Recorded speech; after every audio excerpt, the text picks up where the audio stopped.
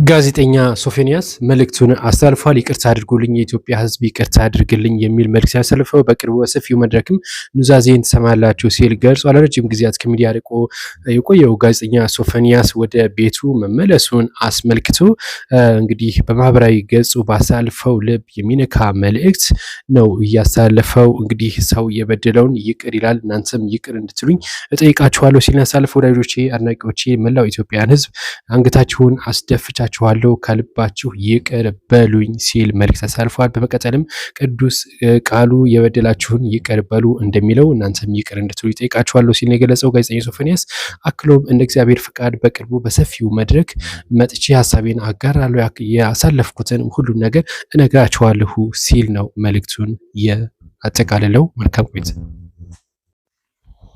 ህወሓት በአላማጣ ቤት ለቤት ትጥቅ የማስፈታት እንቅስቃሴ እያደረገ እንደሆነ መረጃዎች እየወጡ ነው የሚገኙት። በተለይ በአላማጣ እንግዲህ ከባድ ውጥረት አለ እና ቤት ለቤት እየዞረ ትጥቅ እያስፈታ እንደሆነ ነው መረጃዎች እየደረሱን ማለት ነው። በዛ አካባቢ እንግዲህ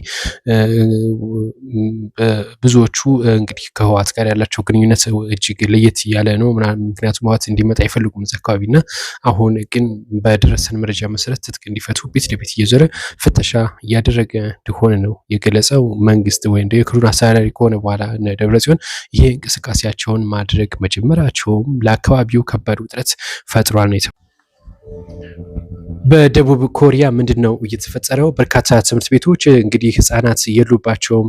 ትምህርት ኦልሬዲ እንግዲህ በዚህ ትምህርት ቤት የሚማሩ ትልቅ ሰዎች ናቸው እየተባለ ነው የሚገኘው። በወሊድ ምጣኔ መቀነስ ምክንያት በከፍተኛ ሁኔታ እየተጎዳች የምትገኘው እንግዲህ ደቡብ ኮሪያ የወሊድ ምጣኔ በከፍተኛ ሁኔታ ቀንሷል። በርካታ የገጠር ትምህርት ቤቶች ተማሪዎች እጥረት ምክንያት እንግዲህ ትልልቅ ሰዎች ናቸው እየተማሩበት የሚገኘው ተብሎ ነው እየተነገረ የሚገኘው።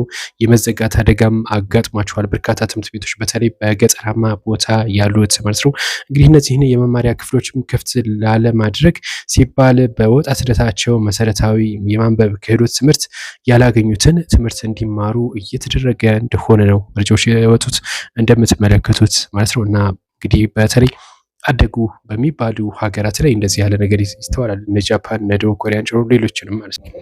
ኢሳያስ አፈወርቂ ስለ ኢትዮጵያ በርካታ ጉዳዮችን አንስተዋል። ምን አሉ? በተለይ 35ኛ ነጻነት በዓሏን ኤርትራ አክብራለች እና በዛ ቀን በርካታ ጉዳዮችን ነው ያነሱት። ዋና ዋናዎቹን በኢትዮጵያና እንደዚሁም ደግሞ በሱዳን ውስጥ በርካታ የውጭ ሀገሮች ጣልቃ እያገቡ ነው፣ ከዚህ ድርጊታቸው መቆጠብ አለባቸው ሲሉ ገልጸዋል። በተለይ በኢትዮጵያ እንደዚሁም በሶማሊያ ላይ ያሉ የውጭ ጣልቃ ገብነት ለከባድ ቀውስ የሚያደርጉ ናቸው ሲሉ ነው የገለጹት።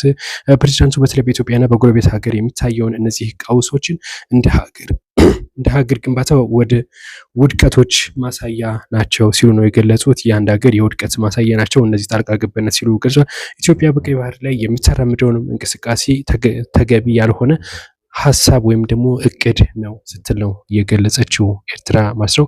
እንግዲህ ኤርትራ ከዚህ ጋር በተገናኘ በርካታ ጉዳዮችን ነው ያነሳቸው። በሃይማኖት መስመር መከፋፈል፣ በጥላቻ በዛሬው ዕለት የምርጫ ቦርድ መግለጫ ሰጥቷል። 7ኛው ሀገራዊ ምርጫ አስመልክቶ ቅድመ የምርጫ ፕሮግራምን በተመለከተ ነው መግለጫ የሰጠው። በርካታ ጉዳዮችን አንስተዋል። ምን ያክል ፓርቲዎች ናቸው የሚወዳደሩት፣ እንደዚሁም ደግሞ ምን ያክል ቦታዎች ላይ ምርጫ አይደረግም የሚለውን፣ ምን ያክል ፓርቲዎች ተቀነሱ እንዳይወዳደሩ ተደረጉ የሚለውን መግለጫ ሰጥቷል። ወይዘሮ ሜላትወርቅ ኃይሉ ናቸው ይሄን የሰጡት በኢትዮጵያ አጠቃላይ ማለት ነው። እንግዲህ ወደ 46 ምርጫ ክልሎች ላይ ምርጫ እንደማይደረግባቸው ነው የገለጹት። ከነዚህ ውስጥም 38ቱ በትግራይ ክልል እንደሚገኙና 4ቱ ደግሞ በአማራ ክልል እንደሚገኙ ነው የገለጹት ማለት ነው። በተለይ በአማራ ክልል የት አካባቢ ናቸው የሚለውን ስንመለከት በደቡብ ጎንደር፣ ምዕራብ ጎንደር፣ አምባሰልና እንደዚሁም ደጋዳሞት የመሳሰሉት የምርጫ ቦታዎች ላይ ምርጫ እንደማይደረግ ጭምር ተገልጸዋል። በተያያዘ እንግዲህ 6 ፓርቲዎችም መሰረዛቸውን ገልጸዋል። 3ቱ ከትግራይ ናቸው። ስምረት፣ ቃነጪ እና እንደዚሁም ደግሞ ትንሳኤ ወይም ደግሞ ሰባ አንድርሳ የተባለው ፓርቲ ማለት ነው። ሌሎችም አሉ እንግዲህ ኢትዮጵያ ሶሻል ዲሞክራቲክ ፓርቲ፣ የሲዳማ ፌዴራሊስት ፓርቲ እንደዚሁም ደግሞ የጋምቤላ ህዝብ ናቸው የተባለው። በሌላ በኩል 9 ፓርቲዎችም 80 እጩዎች ውድቅ መደረጋቸውንም እንደዚሁ ሜላትወርቅ ገልጸዋል። እንግዲህ ዋና ዋናዎቹ እነዚህ ናቸው የገለጿቸው ማለት ነው። አዳዲስ መረጃ እንደደረሳችሁ ግን ፎሎ እና ሰብስክራይብ ያደረጋችሁ